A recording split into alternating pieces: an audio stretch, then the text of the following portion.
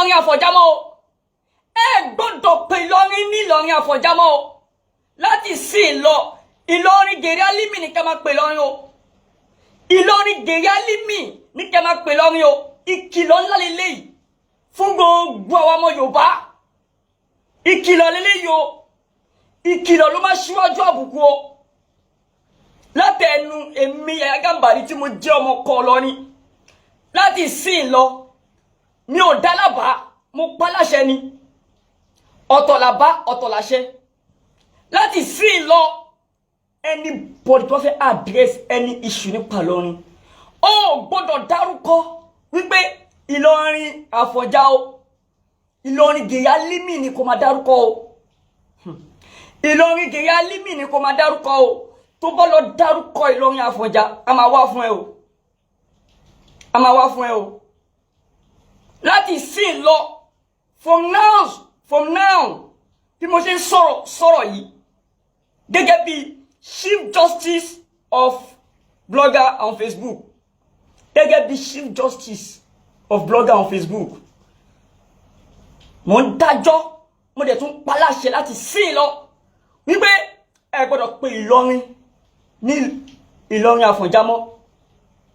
Ilorin Geri Alimi òun ni kẹ́ bẹ̀rẹ̀ sí ní pe Ìlọrin láti sin.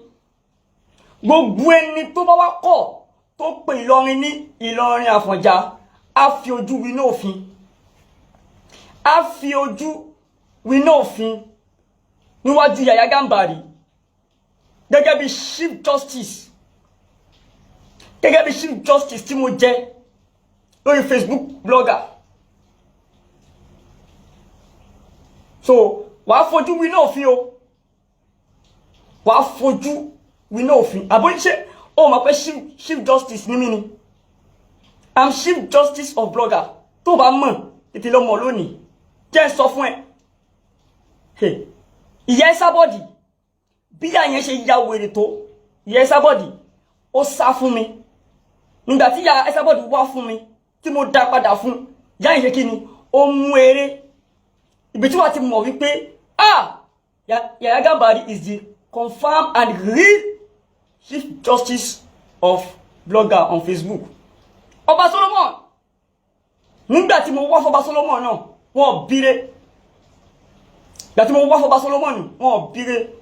Ọba Solomon ó sáré change story yẹn ni tó jáde tó tún ṣàdúrà fún mi. Bí tó ti mọ̀ pé Yahya Gambari I'm the Chief Justice of Facebook. So láti sin lọ mi ò fẹ́ rí anybody lórí mídíà yìí. Either on Facebook, on Instagram, on Twitter, anywhere.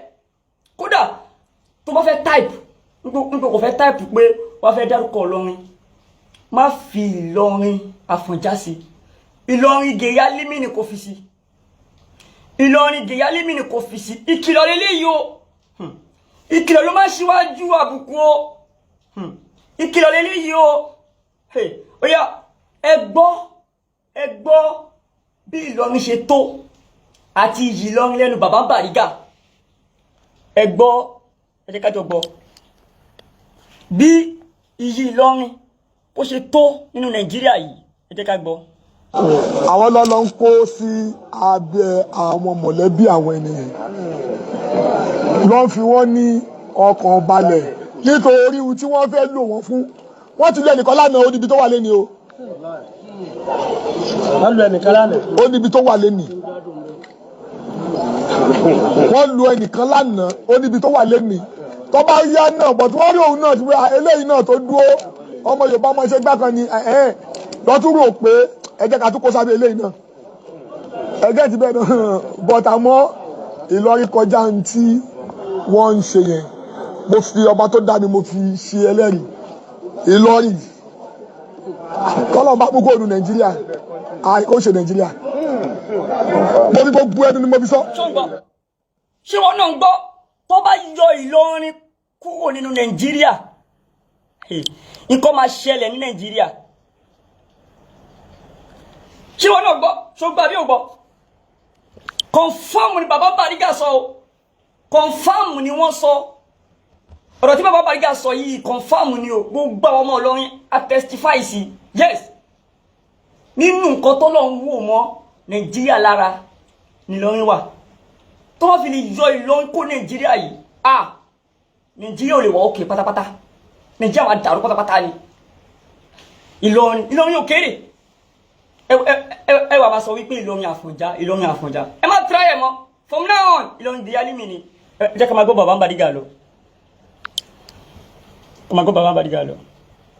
Ọlọ́run bá mú kúrò nínú Nàìjíríà tẹ́ bá rò pé kò fẹ́ yọ Ìlọrin yẹn pé ó yá o Ìlọrin o àtẹ̀fẹ́jọ́ tó jẹ́ bẹ́ẹ̀ mọ̀ wàláhì ó pọ́sùn kò má sí Nàìjíríà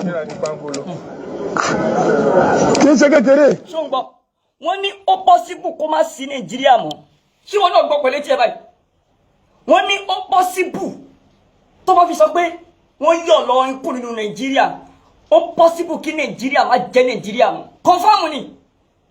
confirm ni ṣé o máa dúró àwọn tí wọ́n dìde ńlọrin ni o máa dúró àwọn yẹn lọ́run tó wà ńlọrin ni kánítìwé ni Ìlọrin kàwé Ìlọrin ló kàwé jù pẹ̀lú mímọ̀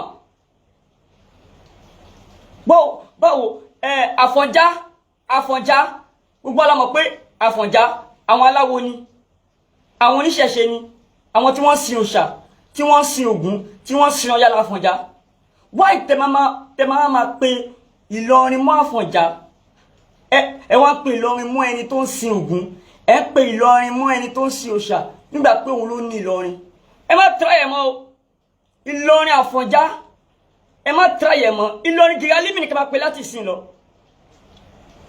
tó bá lè ti lè pe ní Ìlọrin Afonja tó bá ti gbé ẹjọ́ ẹ̀ déwájú Chief Justice of Blogger on Facebook wàhálà tí ẹnìyẹn o tí bá ti sentence ẹni life imprisonment kò kàn mí ìdájọ́ tí màá dá fún yín tó bá ti gbé ẹjọ́ ẹ̀ déwájú mi gẹ́gẹ́ bí Chief Justice of Blogger wípé ó sọ pé Ìlọrin Afonja o life sentences ni okay.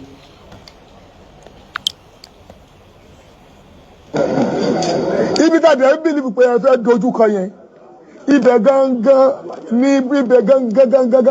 ibẹ̀ àánú Ọlọ́run láàárín látara bẹ̀ sí Nàìjíríà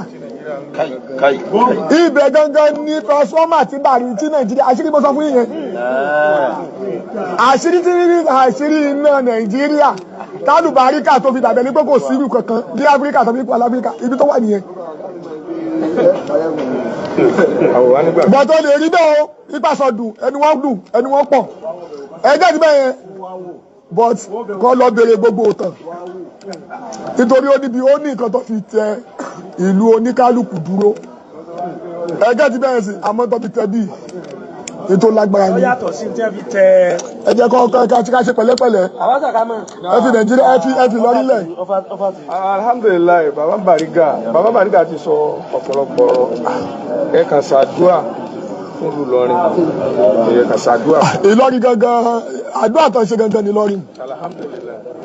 Àdúrà tí bá kọ́ jí ní ayé mi láyé tí bá rántí pé ọmọ Ìlọrin ni mí ẹ̀mí mi á dẹ̀ balẹ̀. Ìgbẹ́ mo kàn rántí pé ọmọ Ìlọrin ni mí o Ìlọrin ló ti bí mi o Ìlọrin ni wọ́n ti bí bàbá mi Ìlọrin ló ti bí ìyá mi èmi gangan wọn wá ṣe mistake lọ bí mi síbò mi wọ́n tún bí mi sí Ìlọrin. Kò ságbára kan tí Baba Bariga ń lo Baba Bariga ò súpà jù kankan lọ Ìlọrin gangan ní súpà ẹ̀. Ẹ wá ní kí wá lajúlẹ̀ kò possible now.